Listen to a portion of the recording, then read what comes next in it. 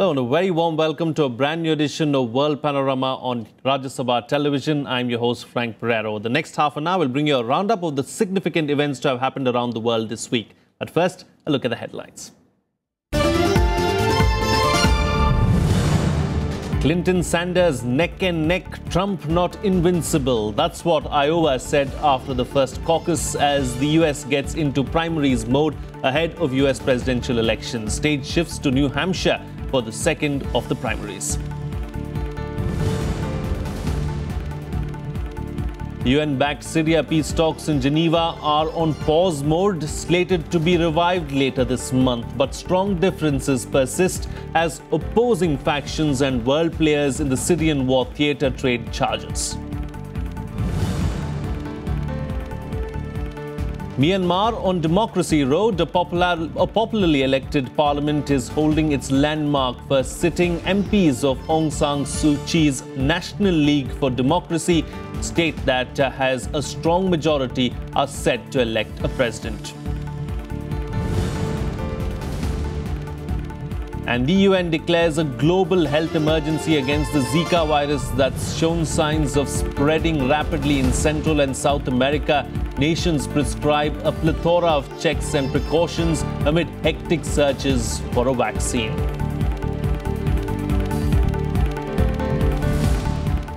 Well, election season is underway in the United States. Results from the first of the caucuses at Iowa towards each party electing a presidential candidate revealed outcomes more real than lobbyists and cartels have been projecting, and with some upsets too. The candidates move now to New Hampshire for the next of the primaries, with distinct lessons learnt even from just the first of 50 rounds. Here's more.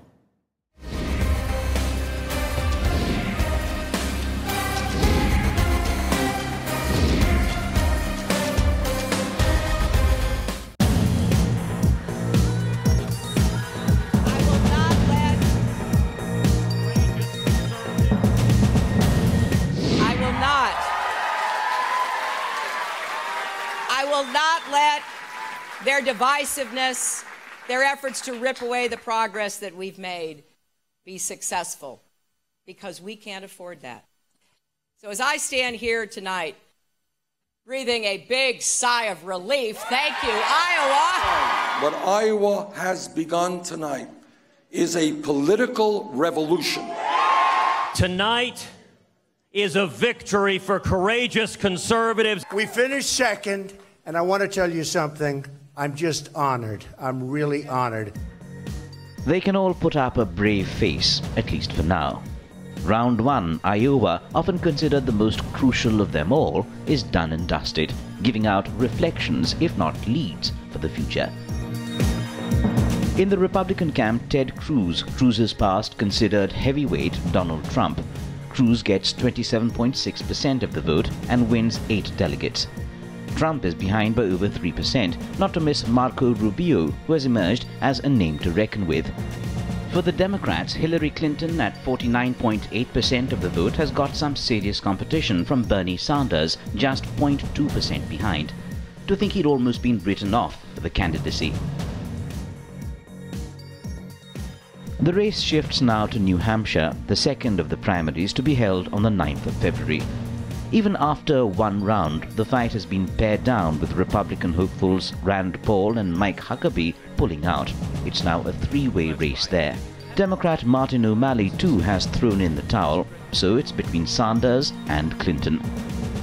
New Hampshire holds out new challenges. Sanders is way ahead of Clinton in the poll forecasts here, and maverick Donald Trump has hopes of making it back to the top of the Republican pile. So let's see where it goes. My focus is on New Hampshire. I have to say we're doing great up there. The people in New Hampshire are great. People in Arkansas are great. No mistake, we are in a fight to the finish about whether or not we're going to build on the progress we have made or watch it get ripped away.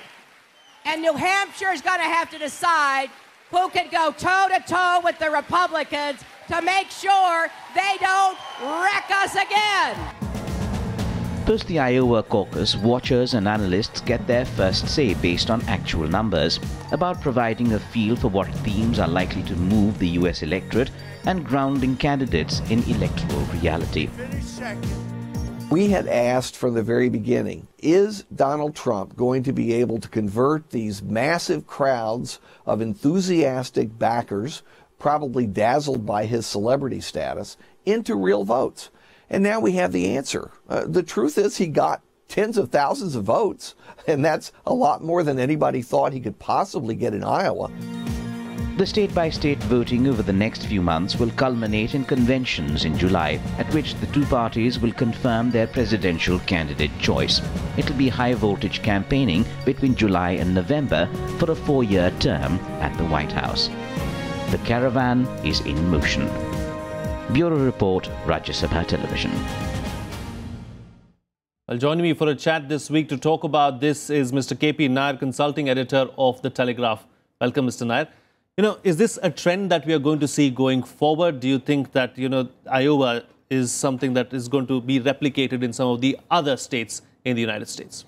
Other states, perhaps.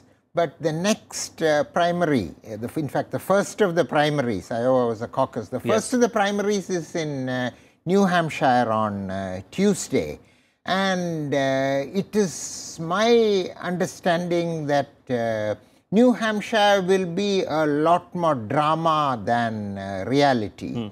In the first place, this year's primary has a special meaning for voters in New Hampshire, because this is the centenary of the primaries there. Yes. The first primary was held 100 years ago. So for the people of New Hampshire, more than for the other Americans or for people in our country who are interested in the US elections, for people of New Hampshire, this is very special. And they will make a local element of this, I believe, So the New Hampshire primary, I would look at more in local terms than in national terms. Two things have happened in Iowa. One, of course, is that we've all understood that Donald Trump is not invincible. He's been defeated in Iowa, and also the race within the Democratic Party seems to be very, very close between Sanders and Clinton as well.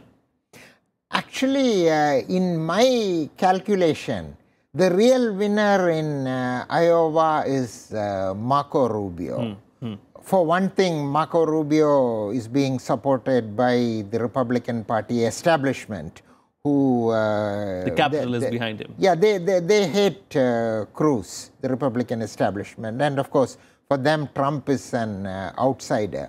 What is significant about the Iowa result is that Marco Rubio, who was virtually written off before the caucus, got just 1% less than Donald Trump.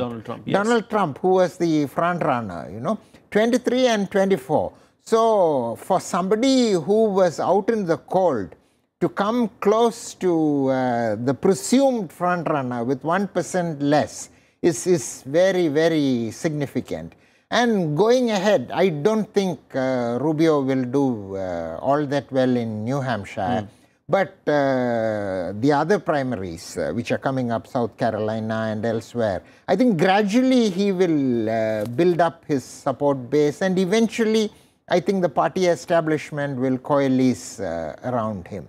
That's the significance of significance of Iowa for the Republicans. And on the and where does it leave Donald Trump now? It is difficult to say how long he will last. But can he be written off at this moment? No, he cannot be written off, you see. Especially there are primaries which require huge amount of money. Yes. Florida, for example. No, it's a big state. Iowa, very little money has to be spent. It has a population of only 3 million. It is 26th in terms of area.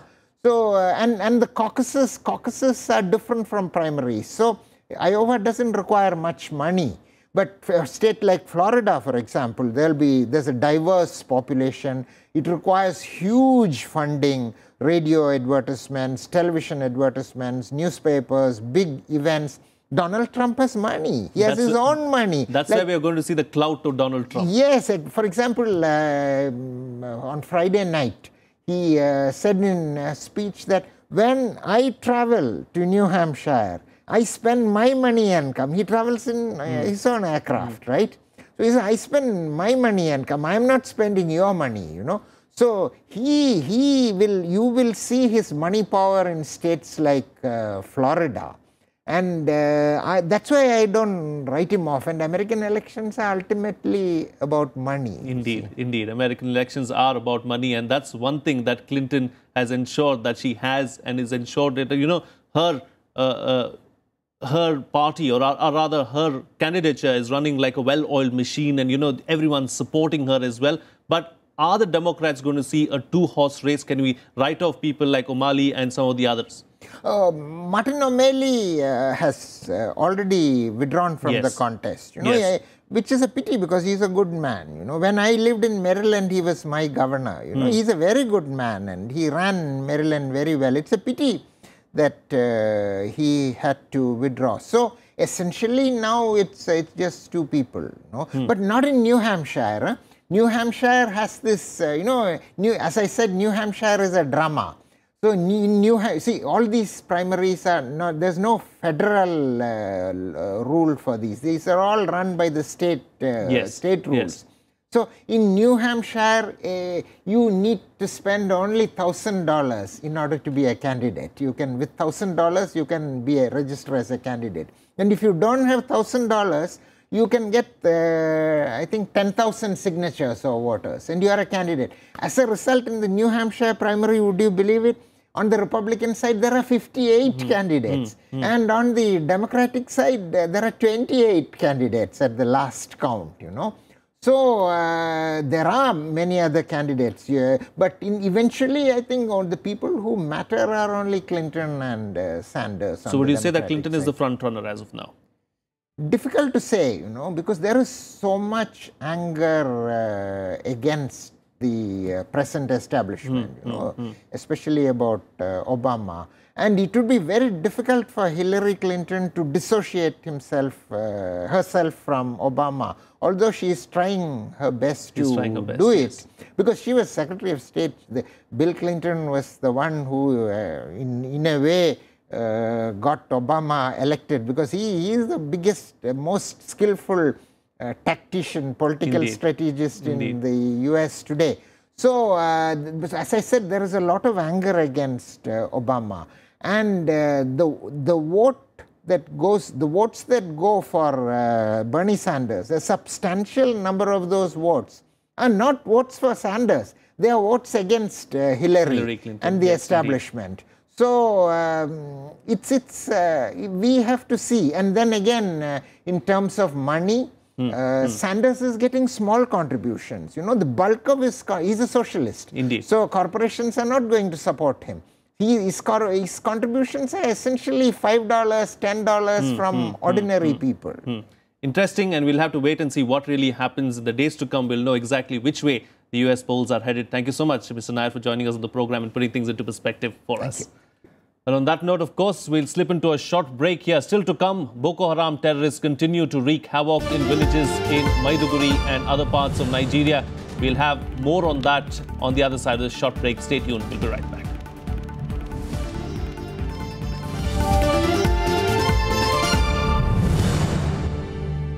Welcome back. You're watching Rajya Sabha Television. Well, UN-organized peace talks on the Syrian civil war have taken a worrying break just 2 days after they finally took off.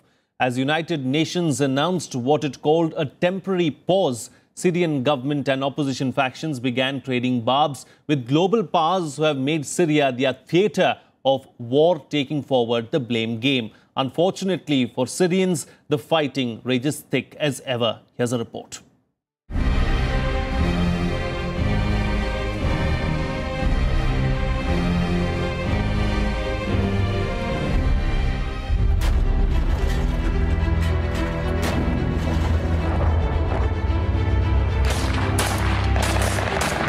A fierce government offensive backed by Russian airstrikes against rebels who have blockaded several villages in Aleppo province.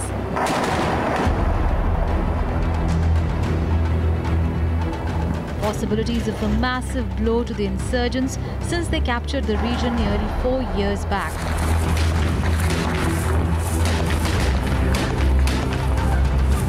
More of the gun battles, bombardments, destruction and rubble that have torn Syria apart over the last 4.5 years. On to hopes for peace that have faded again, at least for now. They were supposed to have been the biggest window after the 2014 peace talks collapsed. UN broker talks in Geneva had taken off Monday, even alongside the fighting. Though neither side, the government nor the opposition, even acknowledged the negotiations had officially begun. 2 days later, the pause button. Officials say it will take off again on 25th of February. I've therefore taken this decision to bring a temporary pause. Temporary pause. This is not the end and it's not the failure of the talks. Why? They came and they stayed. Not only, but both sides insisted on the fact that they are interested in having the political process start. Though tipped as the most important push so far to end the crisis, few were surprised at the so-called pause. The Saudi-backed opposition in Syria, known as the High Negotiations Committee, was reluctant to come to the talks in the first place. They have demanded that the government first end bombardment of civilians, allow aid into besieged rebel-held areas and release thousands of detainees. Differences between power centers in the Syrian crisis remain deep and ugly. Failure, yes, there is a failure. It's a failure of everybody except the government of the Syrian Arab Republic, because we responded positively to the invitation. Extend that to international players. France, supported by the US, accuses Damascus and Moscow of torpedoing peace efforts. Russia refuses to stop airstrikes it claims target the Islamic State.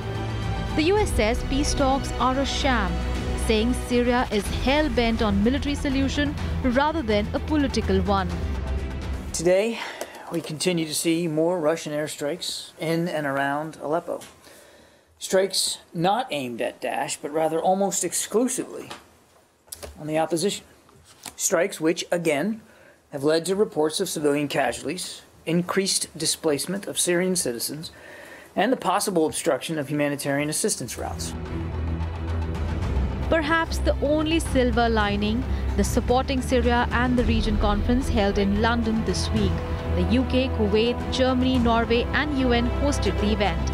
Members raised 10 to 11 billion US dollars as financial assistance, the largest amount ever raised in one day in response to the humanitarian crisis.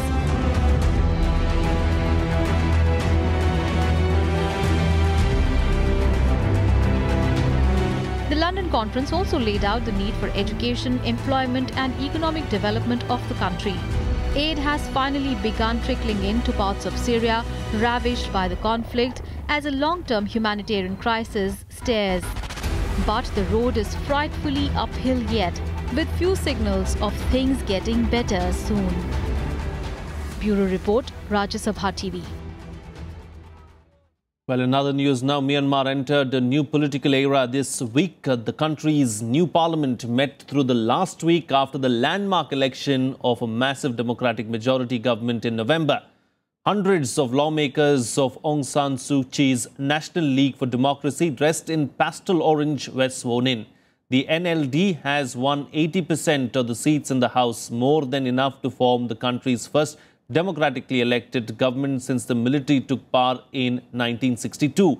Members elected the speakers of the lower and upper houses. The first sitting is part of a long drawn-out transition that will go on till the NLD government officially begins its term in April. The presidential nomination process is likely to take place later this month. The NLD will have to share power with the military. Three major portfolios, defense, interior and border and police, will remain under military control.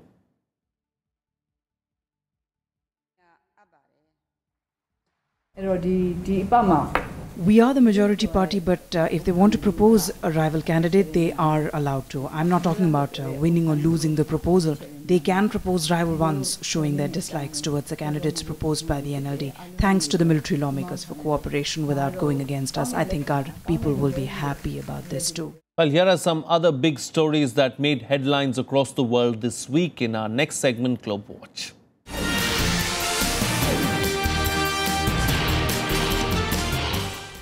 High tension prevails in Borno State in Nigeria amid reports that Boko Haram terrorists are regrouping for another massacre days after terrorists stormed and torched a village near the restive northeast Nigerian city of Maiduguri.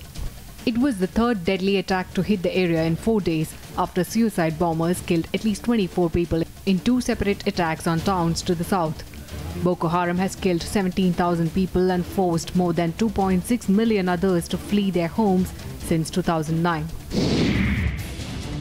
A human rights panel has said WikiLeaks founder Julian Assange has been arbitrarily detained by Britain and Sweden since December 2010 and should be freed and compensated. The working group that made the observation in detailed report comes under the UN Human Rights Chief. However, its decisions are not binding on states. Britain said it would contest a UN panel opinion that WikiLeaks founder Julian Assange was a victim of arbitrary detention and said the computer hacker would be arrested if he left the embassy. North Korea has told the International Maritime Organization that it intends to launch an Earth observation satellite between the 8th and 25th of February. Several nations say they view the launch as a front for a ballistic missile test. South Korea condemned the planned launch as a direct challenge against the international community, warning the North of a grave price. Japan also urged North Korea to refrain from the launch. China, a traditional North Korean ally, has expressed deep concern. North and South Korea have escalated their propaganda war across the heavily armed border since January 6th, when the North conducted its 4th nuclear test. Greece came to a near standstill on Thursday. Labour unions protested the pension system reform that the government is currently discussing with lenders as a prerequisite for the disbursement of further loans to Athens. More than 60,000 protesters participated in the rallies in central Athens, marching to the parliament as public services nationwide were paralysed. This protest, the first of 2016, is set to be the biggest anti-austerity mobilisation since 2010.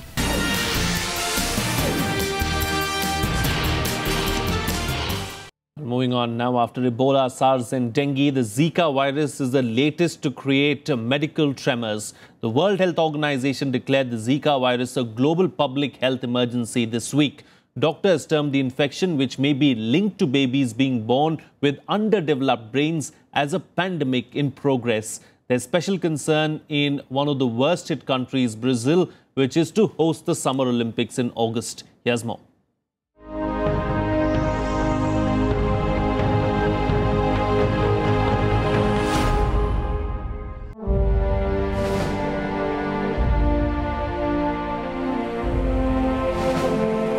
Till a few months back, Zika the virus was almost unknown.